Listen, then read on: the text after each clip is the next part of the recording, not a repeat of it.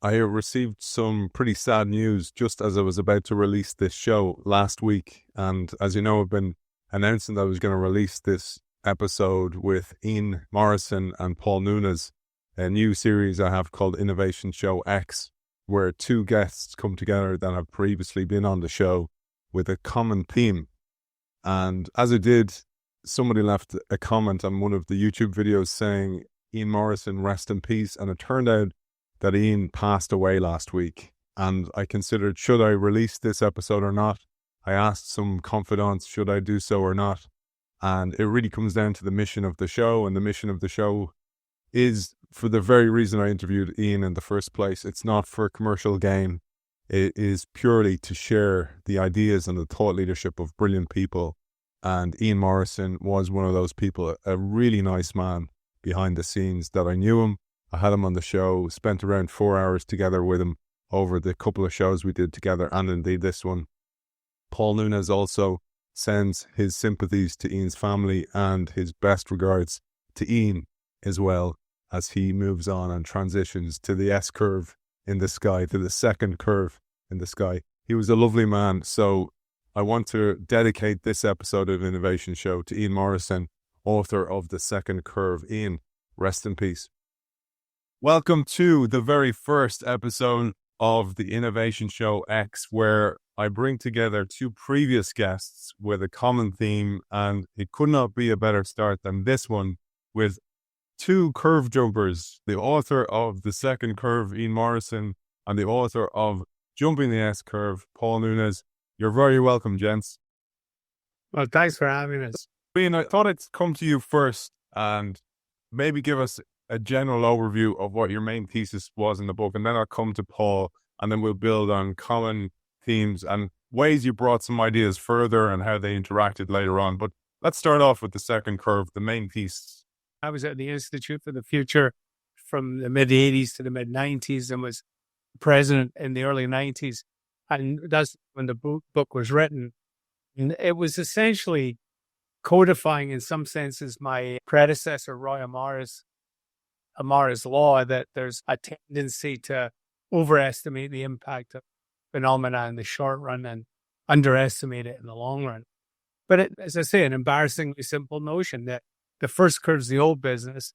It's where you make your money and what you're comfortable with. But you have a sneaking suspicion in your gut it's going to decline in absolute or relative terms. Might be growth rates coming down, not necessarily revenue declining, and be replaced by a second curve, a new way of doing business or business entirely that's radically different from the first. And the dirty little secret of futurism is you cannot perfectly predict the pace of change. You tend to overestimate in the short run and underestimate in the long run. And what I try to do is sort of codify what was driving the curves more than anything else. And it was really this combination of technologies, particularly the internet, new geographic markets around the world, and also new competitors, obviously, and also a change in consumers. As you saw the rise of the middle class around the world and the rise of college-educated consumers rather, in the US. And I think as we talked last time, I think Paul and others, there were a whole series of books coming out in the 90s about the same time, talking about the same phenomenon. And I think all of us who are charged with thinking ahead for businesses or with corporate leaders, as Paul did throughout his career, could see their anxiety as they were dealing with a tsunami of change. And the second curve was the Institute's attempt to put a marker on how some of these things may unfold. And the tsunami came much quicker than even you had foreseen, which is where Paul came in because he saw from his own experience. Paul, maybe you'll give us an overview of Jumping the S Curve. And you've had the benefit of both reading Ian's book just recently since we aired that episode, but also your own experience in Accenture over a long period of time. Jumping the S Curve came out of a time that was just probably slightly later than Ian's, but not much. And really, there was just a slightly different focus, which is it came out of the question of how do companies sustain what we called high performance at Accenture at the time. So I was in what became the Institute for High Performance, believe it or not, but this real focus on what is high performance in the business. Is it just getting the money out, or is it about sustained success? And of course, continued or some level of longevity became apparent, just like a sports star. It's not enough to have one good year. You got to have a bunch of good years. And in business, it's never really clear how many good years you have to have, but it's more than one, but it's maybe not forever. And so this question of, well, what causes a business to end and what causes it to move to another curve, as we looked at, and then how many curves are there? And when you think about it, how many curves can you string together? And so this was the first book in a series of books that we then wrote over the next 20 years. But the first one was really this core question of, well, what are the secrets of simultaneously being successful in one curve, but then also successfully starting and being an important part and a real high performer, a winner of sorts in the second curve.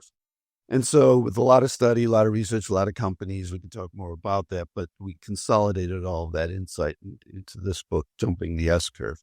And it really was, I think, with the number of people coming back to it now and really looking at it, and one of the things I loved about the question is it's an evergreen question. It really, this question of how companies maintain success along multiple horizons simultaneously, the essence really of successful business, I think. Rather than me directing the conversation, I'll drop in some pieces here and there that I find interesting.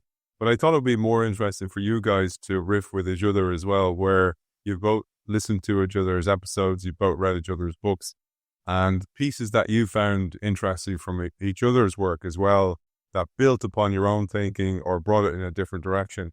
And maybe that would be a good way for you to start building on the intersection part of today's episode. Yeah, maybe I'll start. I mean, I really love the shark's fin analysis. So you might want to take us through that so we give the audience a reminder of how that works. But this notion that your moment in the sun will get shorter and shorter with emerging technologies. And I think, you recently wrote a little piece around the two books talking about, there's that great chart of ChatGPT, being, what did you call it? An I curve. It's just straight up, right? I mean, it's just diffusion curve anymore. It's just from 0 to infinity.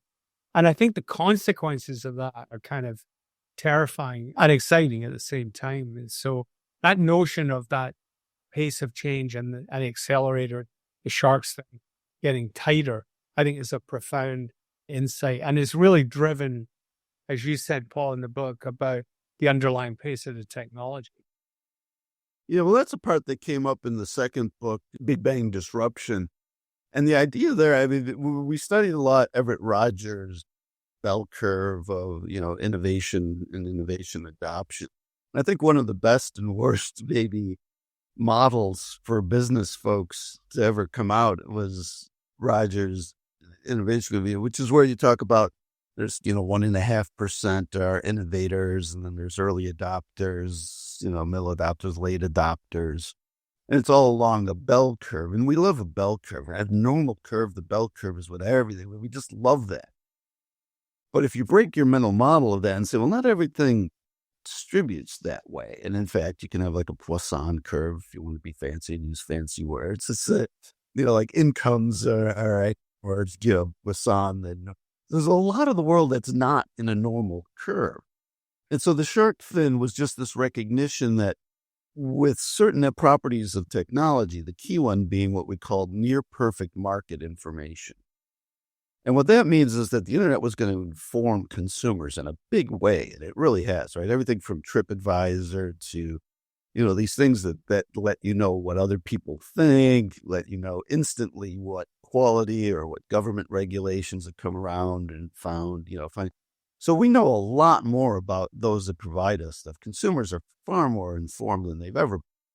Well, that actually, we recognize, changes fundamentally the nature of shopping, of the stuff you buy. I'm so old, I remember when the partners in my company used to come home from Japan, and they'd have this $6,000 watch that was basically LED. And it's like, what does it do other than tell the time? Well, nothing, but it does it in liquid quartz. And it's like, really? That's innovation. But in the old days, right? So you could count on early adopters to spend a lot of money for something that wasn't really very good. What we found is that model has to change in the new world that we're in. So people don't want things they don't want to be part of the testing of technology. They don't want to be early adopters. They either want to be the earliest adopter, and that's your real fine edge, or they want the thing that works great for a real low price, and that's your Apple phone users, right? Right. And so what happens is in the shark fin, adoption is fail, fail, fail, fail, fail, and that's going to give innovators the belief that maybe they are failing, or that this isn't a good idea, that an ebook is not a good idea, which was a digital inevitability. But the early failures would make you think this isn't going to work. And then you get the Kindle, and then all of a sudden, everybody wants one because it's all the right features at a fantastic price. And boom, everybody wants it. Now everybody's got a Kindle, everybody's got a GoPro. What do you do for your second act? And in fact, my co-authors, I wrote a book about what is the second act? Because unless you've got one to make somebody throw away the first one, what do you do? And so then demand saturates faster than we've ever seen demand saturate in the world. And then it drops off to nothing. And then what do you do when sales drop off that quickly and you just bought a factory or invested in other stuff? So that's the point that Ian's talking about in terms of the shark fin. And we didn't actually really see it until after the jumping the S curve, because it wasn't really apparent until a few years into the internet that we really saw that this near perfect consumer information was actually starting to really take hold. And I'll give just one more quick story, because I'll never forget going on one day early in the internet when TripAdvisor was new, and wanting to go someplace for vacation and realizing that the 10 top most popular hotels on TripAdvisor were all sold out. And they were not sort of the mix. It's like 11 through 20, 11 down was available, had availability. It was like a spring break week or whatever. But 1 through 10 were all sold out. And that's when I realized the power of mass consumer beliefs, if not the reality of quality, are going to start to really impact adoption very quickly. One of the things, Paul, you look at the organizational life cycle as well, is there's multiple S curves at play. And Ian, we touched on this during your episode as well, but Paul built on this with the capabilities within organizations, etc. I thought we'd just introduce that to give the full picture. And then we'll look at maybe some industries. Ian, you have a deep heritage in healthcare, for example. But I thought this was an important aspect, another lens through which to listen to today's episode. Paul, maybe you'll bring us briefly through the multiple S curves. Yeah, the idea of multiple S curves was something that we, again, didn't see in the early days, jumping the S curve. But it was this idea that, well, maybe there's a third horizon. And in fact, others have written about the now, the near future, and the far future. But we actually looked at it as the past, the now, and the future, because there's the legacy system.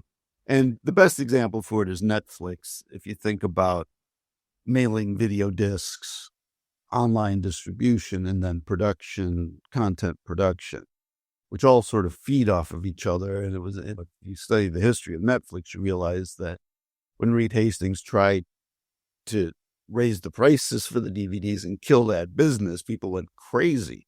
And in fact, today, I think it's still a $500 million business in DVDs by mail. The legacy never dies. And so what we say is that it's not binary, but it's tertiary. It's 3 horizons of the old, the now, and the new start to come into play. And I think Ian would agree. And something we can talk a bit about is this idea of whether it's 2 or 3, the multi-horizon management question. And how does a top executive become capable of managing in multiple horizons? Yeah, I think that's the key point. I know you had Mike Fratelli on for a couple of shows from Pitney Bowes, and that was essentially the story. I worked with them in the 90s and early 90s, and it was sort of the genesis of the book in some senses. But it wasn't that they didn't know. I mean, it's exactly what Paul said. They knew in the long run that digitization was going to happen, everything in messaging. The question was when and how fast, and how to manage what was still a very profitable business of servicing existing first-class mail streams with paper-based product, which lasted 17 years beyond when we were working with them. And as we talked about, this Critelli laid out with you, it was only a black swan event kind of in around the 2008 recession that really it was a death blow. Similar thing happened with newspapers, by the way. I remember giving a talk to the Newspaper Association of America, and I had the slide of my daughter who was going to Sarah Lawrence at the time. And I said, you're going to the school in New York, you should really subscribe to the New York Times. And her response was, Dad, why would I get the New York Times? It's made of paper. It requires dead ink, and there's nothing on it I can't get from the BBC website. And I said, what about the classified ads? And she said, Dad, 2-word, Craigslist, right? So I put this slide up with that quote from my daughter to these 800 marketing managers of newspapers, and then showed them the data on classified ad sales. This is probably, the talk was probably around 2003. And it showed this precipitous decline for the very reason Paul was talking about, is that disintermediate, there was perfect information, right? You had Monster, you had other job boards. You didn't need employment ads anymore. You didn't need real estate ads to the same extent. So, I mean, almost every industry has gone through that kind of need for the leaders to juxtapose the past, the now, and the future. I think that's a great way to parse it. One of the things that reminds me of, and maybe we'll talk at this, is take it from a sporting perspective. So I played professional sport. At the end, you can always go on and play in a Division 2 or Division 3 club. But the real dilemma is, if I do that, I'm going to risk being severely injured. I'm going to risk ending my career prematurely, and I might not build new capability for my next curve in time.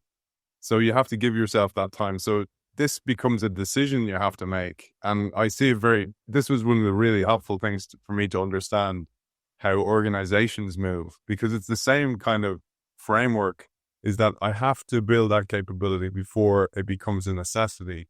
Because if I haven't, I won't be able to deal with the new paradigm when it comes to me.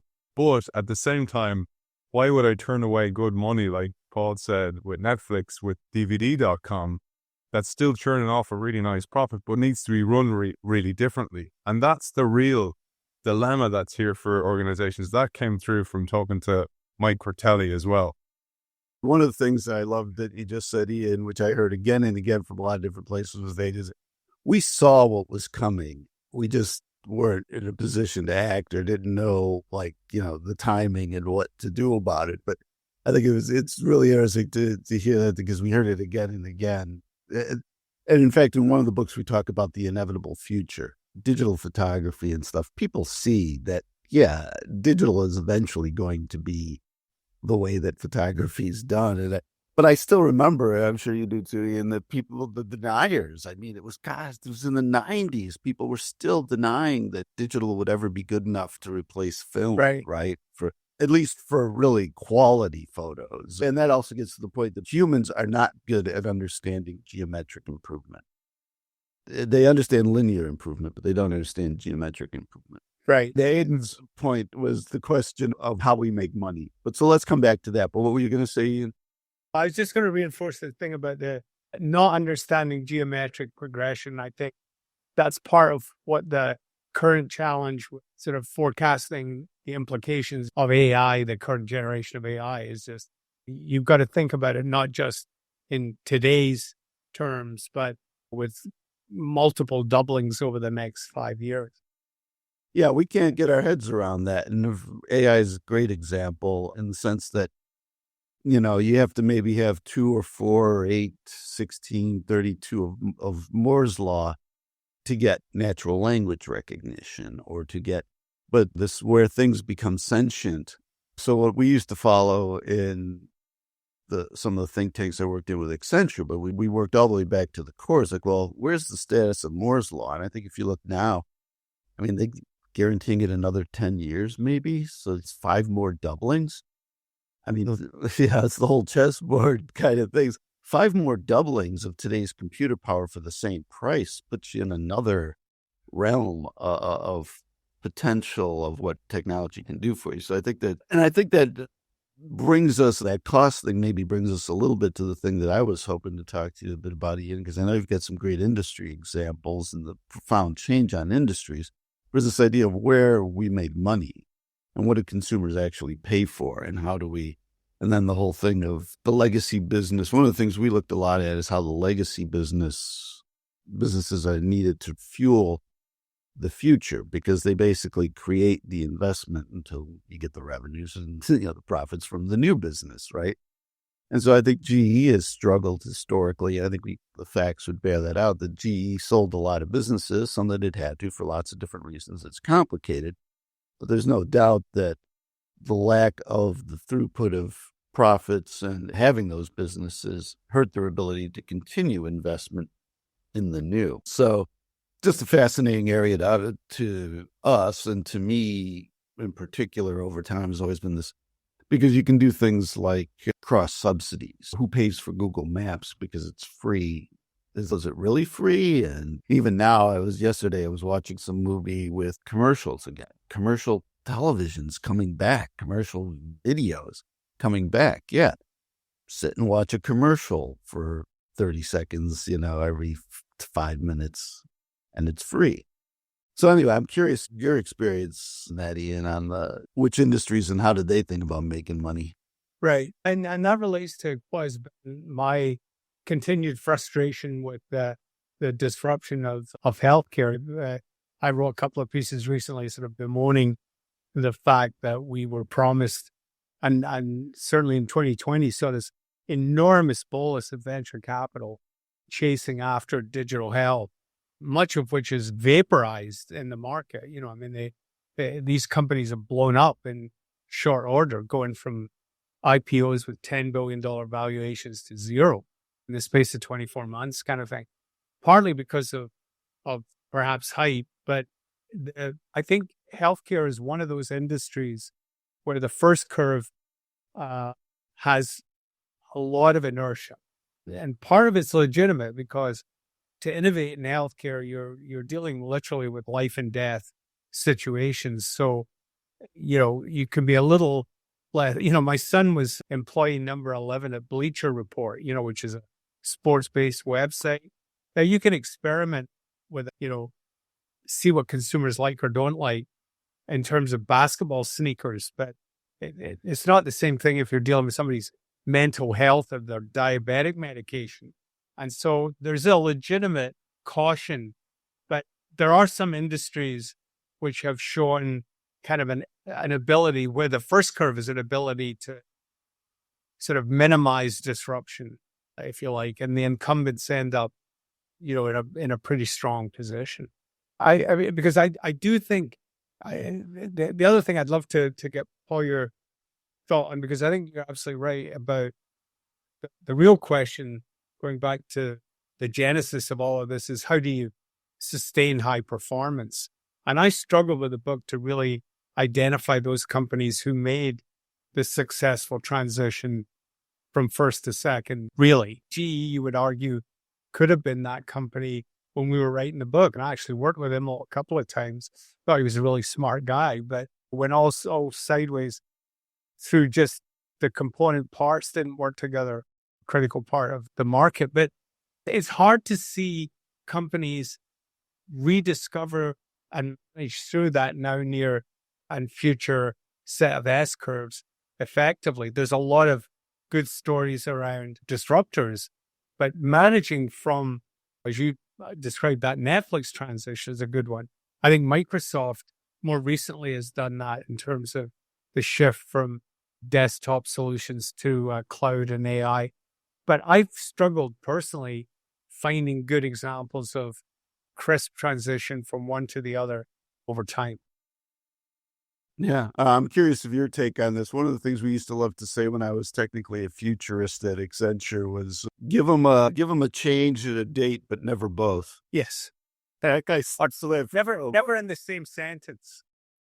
Give them a number a day, but never in the same sentence. The same sentence, exactly. Because you never want them to connect the two. And I think that highlights nicely this hobby horse of mine, which I've been thinking a lot about lately still. Schumpeter started to help people understand the difference between innovation and invention, or the terms that he used, because I think there's the question of technology invention, which is this: do you have the technology you need to then innovate and use it in practical applications and sell it? And when companies get ahead, when innovation gets ahead of invention, which I think maybe in electric cars, if we look at that, right? It's like, we know the battery technologies are getting better. It's fascinating just to read how many competing technologies in battery technology there are now and when they're going to happen. But I think we also kind of know battery technology for electric cars isn't there yet. Winter takes half the mileage out of cars, and a lot of cars have to drive in winter conditions. The batteries catch fire or whatever. So this, and I think, for GE, Predix, and the Internet of Things was another one, which is, an early bet that they went into quite heavily. And then it's a question, and then related to that is what do consumers really want, and when are they going to want it? Because, nobody really wanted or cared about digital photos until they did.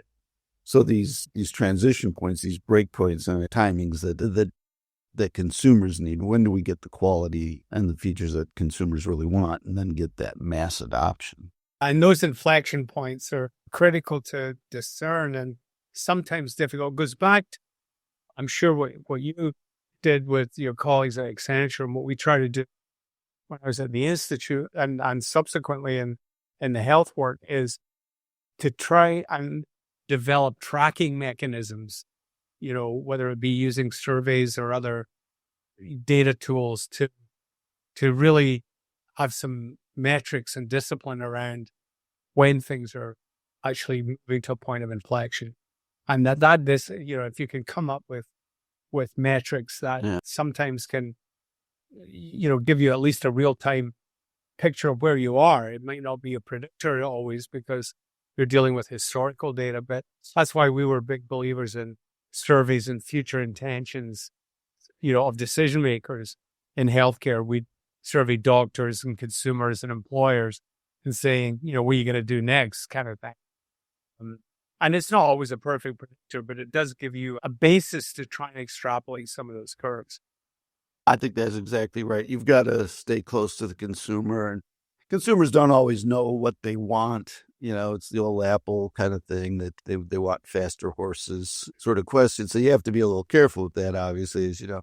But definitely that was our experience, that, there's just no substitute for talking to real people who are putting their money on the table for things, and what are they going to pay for. I know this has been a foundational set of activities at the Institute in the last 20 years, but also, you look at companies like IDEO and some of the great design shops, they make use of ethnographic tools. It's not just surveys, it's really observing, using anthropological methods, how people actually use stuff. And often that gives you insight into what a consumer is getting joy out of. Yeah, exactly. And a couple good examples I have of that. Amazon picked the price of Kindle based on single family member decision making, which is one of my favorites. That basically, if it was going to be over $300, the spouse had to have a hand in the decision. But under $300, you can pretty much just decide on your own.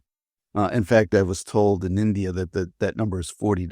The head of household or the house can make a singular purchase decision for under $40, but over $40, it becomes a family decision. There you go. But so those things, and then the other great one learned ethnographically, of course, was the sachet packets for shampoo and stuff in India, and other developing countries, where the problem is people love your shampoo, they just can't afford to buy a whole bottle of it. So from an innovation standpoint, finding these non-technical reasons, it's like, It's not that it doesn't clean enough or do whatever. It's simply not affordable in the way you're selling it, or available because of the shortage of stores. So one of the things that we also, to find the inflection points, and I'm glad you mentioned that term because, Malcolm Gladwell and others, everybody talks about these inflection points.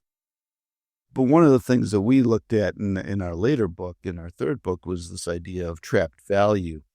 And the idea of, as technology gets better, you can start to see where value is potential starts to appear and isn't getting used. And the example I like to use for that, just because everybody knows it, is car share services or Uber, Lyft. And regulation starts to come into it too, right? And it's particularly in healthcare.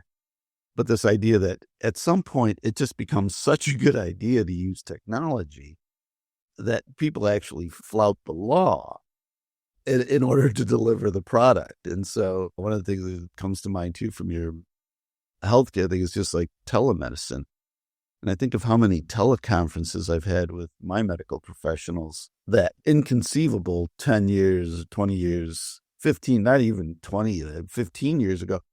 And partly because of this whole thing of regulation, and it's unknown, it's uncertain. So I think technology and consumer adoption has changed dramatically since when we were looking at this early. I don't know what your thoughts on that, Ian, are. Yeah, absolutely. And don't get me wrong on the digital health stuff. I mean, I think we're seeing telehealth used increasingly, but the notion that it was going to replace the incumbents easily has been challenged, I think, in the experience of the last 5 years. And it's partly, as I say, because health is more than just the odd office visit. I mean, people get conditions that require complex interventions, and that tends to create the necessity for a wider range of services than any of these startups are able to orchestrate easily, and really puts the pressure back on.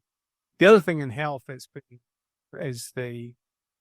why the focus on the consumer is so key, is the role of third-party payer in the healthcare area. Very few people are purchasing healthcare, nor would want to, on a retail basis for all of their care. It's tough to come up with a couple of $100,000 for coronary bypass surgery without the use of insurance.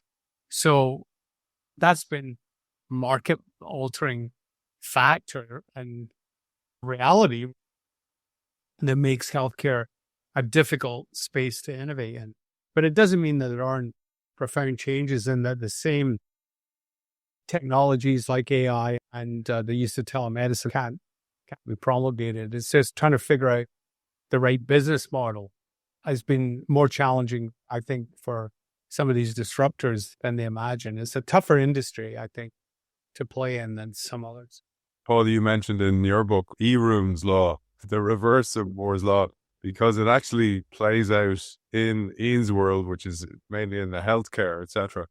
And that came to mind, and maybe you'll explain Eroom's Law just as a reminder for audience. But also, one of the things I'm seeing a lot of at the moment is so much innovation because of longevity, because people are living longer, etc. And then if you combine that with when we were under pressure to push a medicine out during the pandemic, we were able to, and that almost short-circuited a lot of regulation. And maybe you both had some thoughts on that, because we're probably going to see more of that. I don't know if you guys saw recently Bill Anderson declaring a war on bureaucracy. He's the CEO of Bayer, for example, that this was a huge problem inside that organization. But regulation is also necessary as well in that field.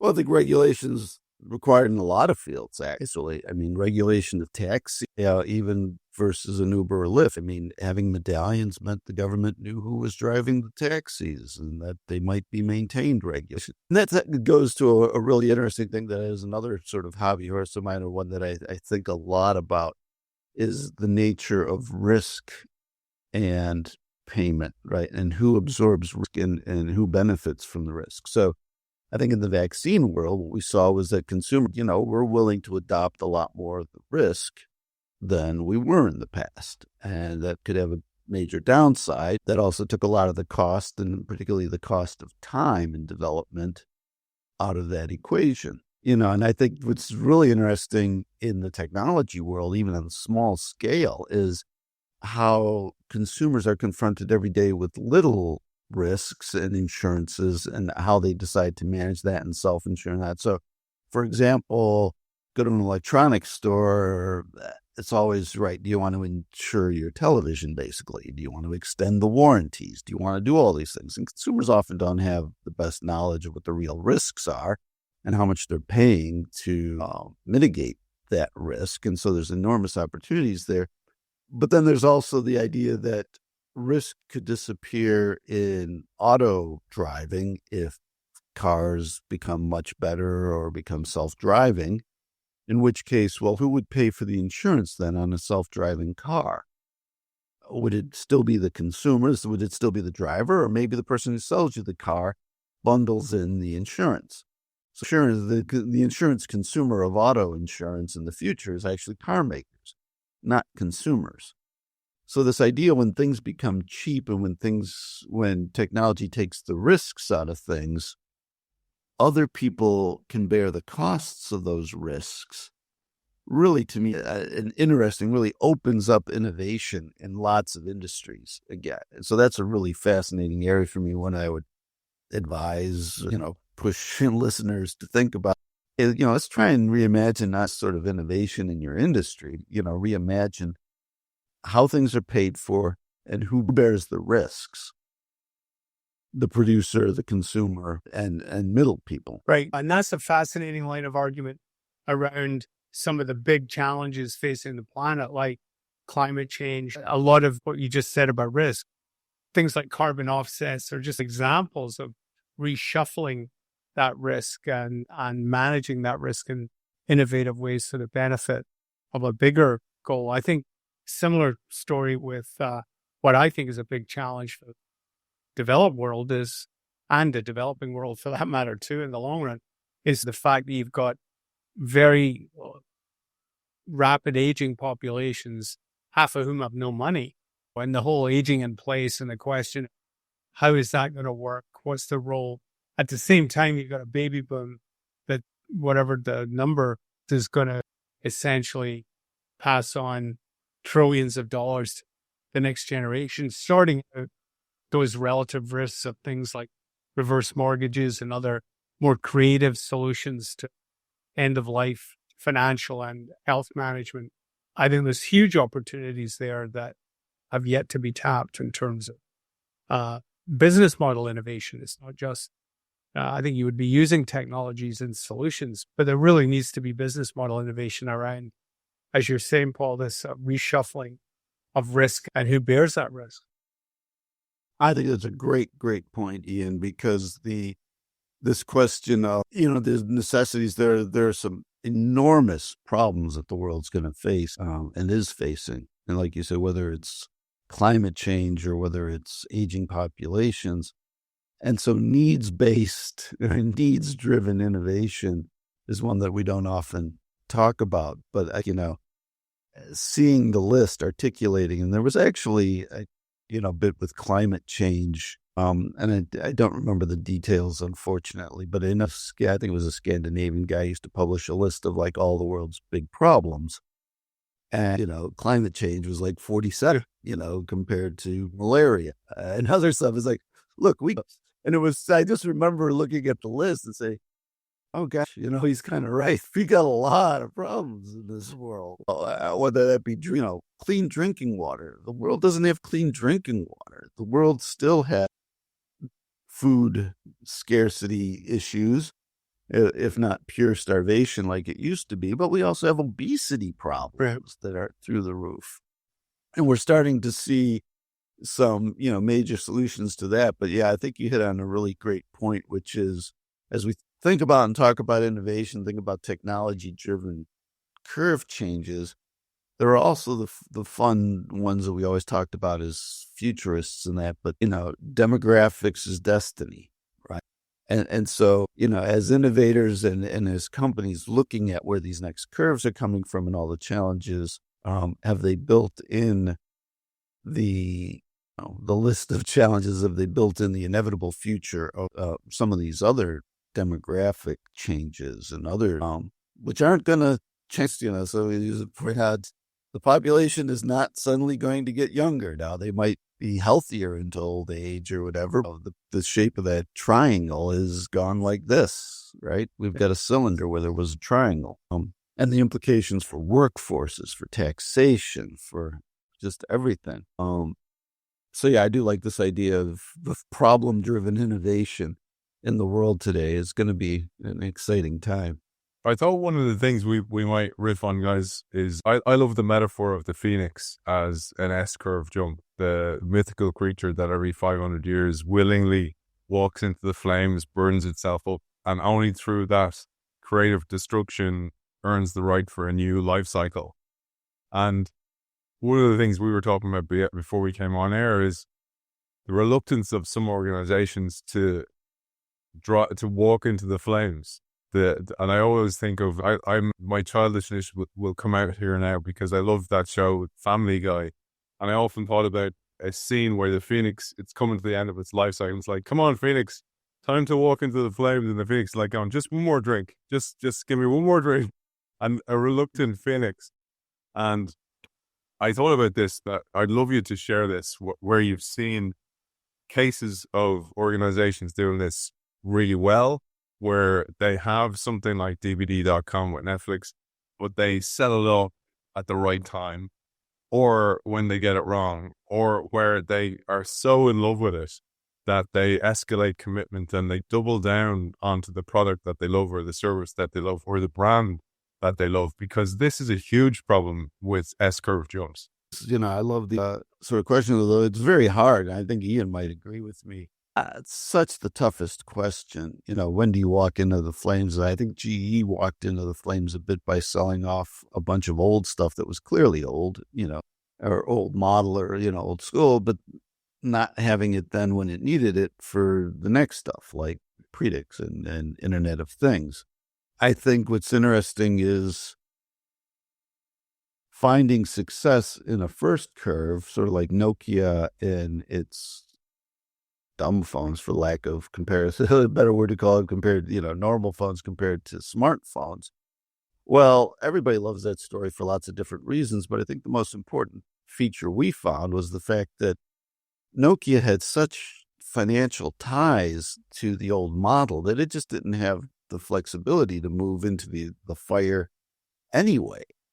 It owned the production capacity in China so that it could get that great quality control and get the production under control in the early days of China outsourcing. Well, that meant it owned all the factories. Well, if you move into smartphones as Nokia and say that's the future, who's going to buy your old, dumb phone factories? Or what are you going to do if you still got loans, that you got to pay off on those factories? So the value of those factories. So you get caught in this difficult place between the smart investments and the really smart stuff you did on the one curve versus the things you got to do to be successful in the next. So I think this whole thing, and just because we're mentioning shows, I do have to mention the one scene that I loved in a show that kind of mocked the Vikings series on television, the Viking thing. So there was this comedy version of the Vikings, and it has like the old people being brought to the top of the mountain to jump off, and they're supposed to make way for the new people, and they're there talking to him. It's like, who wants to go first in the great tradition of whatever? As all these like old guys are like, I'm only 47. I don't think it's actually really my time yet. The other guy's like, I'm just jumping off things. Not really my thing, And so just the excuse is like, why do we do, so I just love it, sort of the metaphor for, we all think this like jumping into the future, going to Valhalla and giving up the old is a great thing. When it comes right down to it, most of us pretty good with the way things are, and so it's a terribly difficult cultural and personal thing to jump in. That again, another Family Guy sketch was Old Yeller. That story of the dog. In the sketch, there was a phone call to the family home, and the dog forgot who the caller was. And they're like, "Oh, Yeller, this is the second time this has happened." So they bring him out to put him down. And I'm saying that because oftentimes an organization will wait until there's ample evidence that the brand needs to be sold off, the assets are no longer useful, etc. And by then it's too late. And one of the ones, Paul, you shared with us beforehand was some of the organizations where you'd seen that they clung too long to the brand, or they'd fallen so in love with the brand where they could have made money from it, selling it to a VC, etc. Yeah, one of the great stories that was from my personal experience, because I know some of the people involved, was just the Yellow Pages, right? The Yellow Pages are this book for buying, that we used to have with everybody's phone numbers, all the business phone numbers, and then there'd be ads, and it was supported by the ads in the phone book and that. But it kind of recognized with Yelp and everything else that this was going away, and it was going away very quickly. And so some people I knew had put together a plan. It was not rocket science and that, but, if you don't advertise, if you don't spend a lot of money doing anything but reselling to the people who are already in there, you can cut your sales expenses to nothing and basically create a glide pattern out of the Yellow Pages and recover a few $100 million or whatever it was at the time. But the Yellow Pages people were having none of that. It was like, no, the Yellow Pages is an institution. We think it's got a 50-year, not a 10-year glide path, and another $100 million of advertising, of sales push and promotion. We can up the number of advertisers again, and blah blah blah. And of course, the money just melted away, blew it. But so emotion, sentimentality. And Ian, you have a great one in your about General Dynamics. I don't know how much you know about that, but that was a great company. It's like, oh, they got out of the business and pretty, not necessarily glamorously, but pretty effectively, Right. And pretty well, and it's made a lot of money for a lot of people. So we actually used to have a folder at the Institute of selling at the top Hall of Fame. I think Medco probably did that when they sold to Merck in the early 90s. Although you could argue the PBM valuations went up after that. But just on this emotional resistance to getting out, I wrote a piece in the early 90s saying that hospitals were the railways of the 1990s, that the thing that killed the railways was the owners loved choo-choos too much, they like the trains.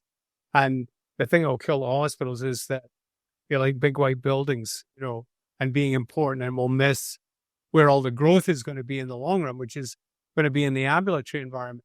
And that was actually true, although I think it really helped galvanize hospital leaders. And so most hospitals, even a big academic medical center like Stanford, where I live right next door to, about over half of their revenues come from outpatient activity, not inpatient activity. And that's true of most big systems. So, it can be done, but the attachment to the old core technology, to, film as opposed to digital photography, was just so emotional and powerful, difficult for folk.